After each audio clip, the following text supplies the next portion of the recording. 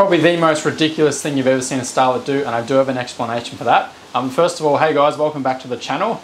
If you haven't been watching any of the previous episodes, Nick and I have a power skid competition coming up, and it's going to be his 4E turbo versus my 5E turbo. And at the start of the video, you noticed that the speedo was just spinning right off the dial. Now what had happened is we'd broken a drive shaft. So I'd broken the right hand side drive shaft, and what's happened then is it's a lock diff, so we just had the left hand spinning flat out.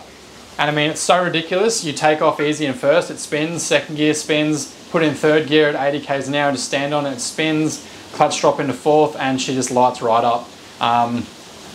Sort of ruins the point of a power skid, so Nick and I have gone ahead and bought a pair of CV joints each, complete CV shafts each. That way we both got new shafts.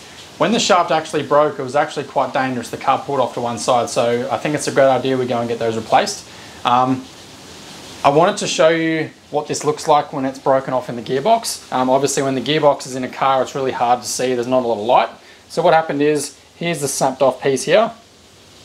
Now to get that out, if we look through the diff center there, you can see that pin. Now that supports the spider gears. You pretty much get a screwdriver of choice. You need to slip that on one side of that shaft and then hit the back with a hammer. And what happens then, this little piece of fly out. So I'll just show you this. I've taken the center clip off there. It's just going to make it easier for the demonstration. Put that back in. And we'd sit the screwdriver in the hole there and give it a hit. Same thing. So instead of my fist hitting that, you just use a hammer and away it comes out. And obviously to get this out, you need to take the opposite side CV out, so it's a bit of a pain in the ass. So while we had them out, my other side was still good, but we've just gone ahead and replaced both. And now in this next part of the video, we're going to change Nick's drive shafts. So I hope you guys enjoy, and don't forget to like, and talk to you soon. So finally, we have the power skid comp. It's organised for next weekend. And the GT's already broken one of its drive shafts. And Nick's being a little bitch, thinking his 4E low torque motor is going to break a drive shaft. So we've gone ahead and bought 4 shafts. As if you don't think that's going to break. Like you can literally hear it. Move one of those wheels slowly. Hold that, Peter. They move it. They move so together. It's on the way. Yeah, it's on the way. There's one of many things under here that can break. Look. Yeah, there's so much playing. That's not even moving. So I mean, Nick's had this together for what, 2 months now, still can't break a shaft. GT just takes off from a set of lights and destroyed one. Because easily, the 5E's got at least 10 Newton meters extra torque than this 4E, but it all makes sense. That's why you lost the race, isn't it? $99 specials. All the power. Those look massive. Fast. There's no question about it, the CBC ones definitely have a thicker shaft. I don't reckon it's that that's snapping, it's the splines. And the main reason we want to put shafts in this is when the GT broke a shaft, it is disgusting. It's actually dangerous. When the shaft let go, the car literally pulls off the road. But just the feeling of low speed driving.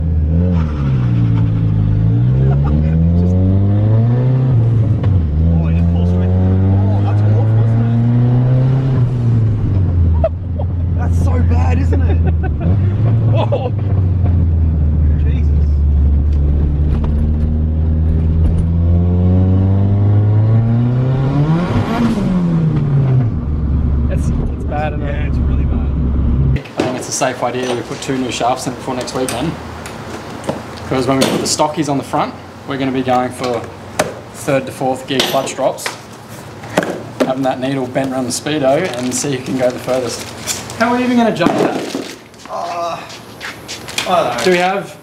Do we have people standing on the sidelines? We can have Jerry like standing there. Is it judged as soon as you think it's not spinning anymore, you get off and it's measured when you're... We could just do like gentleman's treaty and just like be honest, like, alright, I'll stop spinning at that point. And then I'll just lie and win.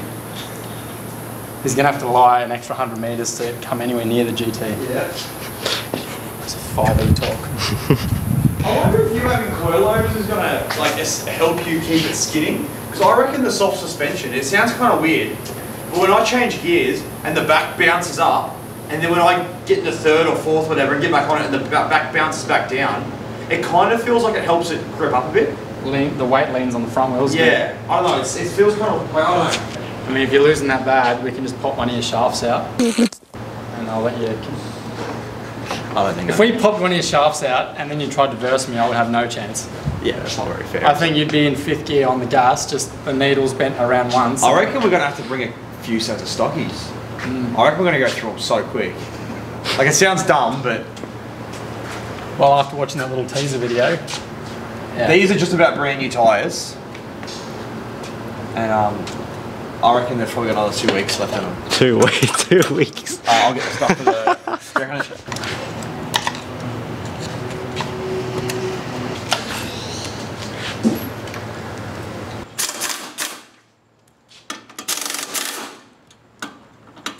The shocky. No, yeah. Pull the hub out. Done.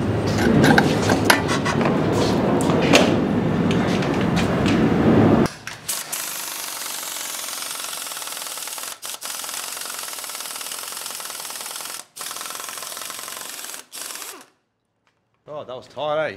I couldn't even tell you why turning the wheel helped then, it just did. The magic touch. What? Yeah, they're both pretty bad, eh? Too much torque. No, these were the drive shafts that were in my old 5E. I think they were already damaged. Oh yeah, that has to be it. You're an idiot, eh? We're losing oil. Put something under it and then put it back in.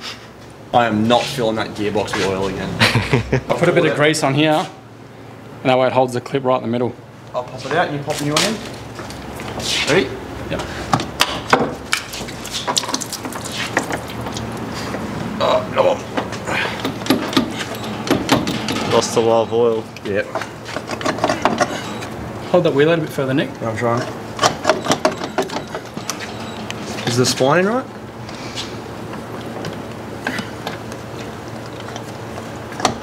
There it goes. Oh, there we go. Slowly come in. Now there's gearbox all over my exhaust. It's alright, it'll just make a bit of smoke. It makes it look like I'm doing a burnout. I can't actually do one. Oh, I should probably leave it on there then. I can't actually do one because I've only got a 4E. The funniest part is, and I'll be honest about it, this made 217 on the dyno and the GT made 260, and you still won the race even Without nitrous, yeah. without nitrous. I still reckon it's because of the high revs. The extra 500 RPM. Because if you look at when we're racing, like we're neck and neck, you're slightly pulling, and then you hit limiter, and you got to change gears. But I'm still on it for like another 2 seconds. Yep. But then Nick puts the gas on, and it's literally by Monica. The GT has no chance at all. Yeah. And that's what, an extra 40 horsepower. I think it's made more than 217 without gas. It made 250 without 240 or gas. something, I think. 249. I think so, yeah. Oh, I didn't film that last run. Yeah, you didn't. Uh-oh. Oh, down my leg. Nice.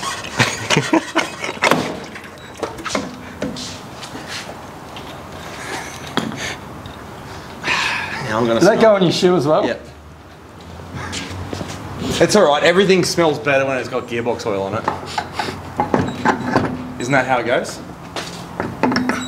Yeah, you're gonna do burnouts with your lubricated shoes.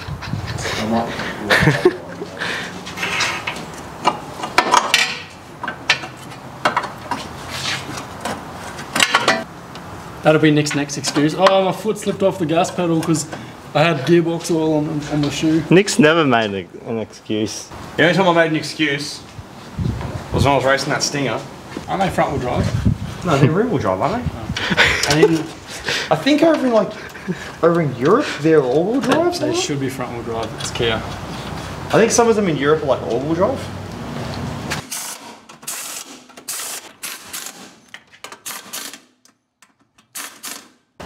Oh, it's so much better. Clunking? A little bit, but like not. I think that's just a diff, isn't it? The CV's clunking around. Jokes aside of the 4E and 5E stuff, when I posted that video with that interview guy taking the piss out of the other guy, I lost 20 subscribers that day. Did you really? So that's 20 people without a sense of humour that are gone, and it's just us hanging out now. How good is it? 20 people? I don't understand. What would you get upset about? In all honesty, if I had to pick one, Don't say it. 4E. 4E. Why is that? Because Well, not so much they rev harder. it's pretty cool, isn't it, having a 1.3? Yeah, and you can buy a wrecker engine for a couple $100 compared to trying to find a 5E for Well, yeah, I mean, $1,000. 5E now, can you? or buying a whole car trying to get one out of it. And it already comes with the forged crank. Otherwise, with the 5E, It doesn't unless Yeah. it's the 5E HE. yeah, which is like Makes that much of a difference. heaps. If this was a bone stock style with the 4E in there, we could get a set of 74mm forged pistons and rod, the max speeding rods, and literally do a forge conversion in probably 3 hours. And cheaper than a 5E, I would say. You get rods and pistons that and a set of bearings for under $1,500. Get a Model A steel head gasket. Mint. Mint. Model A steel head gasket, and it's going again. Yeah. 5E, by the time you buy it, strip it all down, try and replace gaskets. And then, depending on what ECU you go, like, It's not even going to make anywhere near as much power. depending on what ECU you go, if you go a microjet, you've got to adapt the, well, like what we've done, we've got to adapt the 4E throttle body sensor to work on the 5E manifold, and like, it's just a pain, isn't it? Blue Car does have a set of 5Es, but they've been in there for a long time now, like we're talking 5 years. Once they blow up, I have 2 spares in Melbourne, but I don't have any more spares up here, so I have, probably 10 4Es at home and no more 5Es, so you start to weigh up, is it worth spending money buying airfares? Do we go down south, get a car, bring it back? At what point do you just... They do sound a little bit different, but I think overall they do feel nicer when they're revving. It doesn't feel like it's... It just feels like you're trying to pedal up a mountain bike compared to a BMX, like how they've got the longer cranks on them. The 4E is just really zippy and just gets up there. Yeah, 100%. But yeah, watching these race side by side, there's really no difference in them.